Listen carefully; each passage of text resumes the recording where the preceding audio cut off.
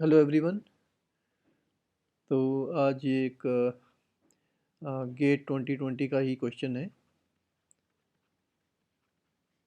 और उसके ईसी के पेपर में ये न्यूमेरिकल आया था जिसमें हमें पूछा गया है कि कौन सी स्टेटमेंट फॉल्स है अगर आपको पास V1 V2 V3 V4 V5 and V6 six vectors हैं R4 स्पेस में।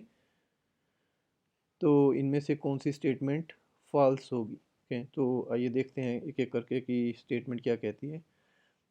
It is not necessary that these vectors span R4। okay, ये ज़रूरी नहीं है कि ये 6 वेक्टर R4 को स्पैन करें।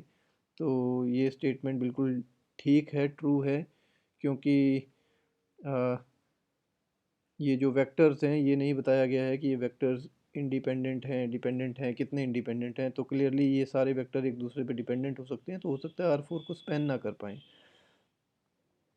सेकंड स्टेटमेंट है these vectors are not linearly independent. तो क्लियरली 6 वेक्टर हैं R4 में और नंबर ऑफ वेक्टर्स अगर स्पेस से ज़्यादा हों तो वो इंडिपेंडेंट नहीं होते हैं। तो क्लियरली ये स्टेटमेंट भी बिल्कुल ट्रू है कि क्योंकि R4 स्पेस में इंडिपेंडेंट वेक्टर्स लें तो मैक्सिमम 4 लिख सकते हैं, पांचवा वेक्टर डेफिनेटली डिपेंडेंट हो जाएगा। थर्ड स्टेटमेंट है any four of these vectors form A basis for R4। तो कोई भी 4 वेक्टर जो हैं इसके R4 के बेसिस बना सकते हैं।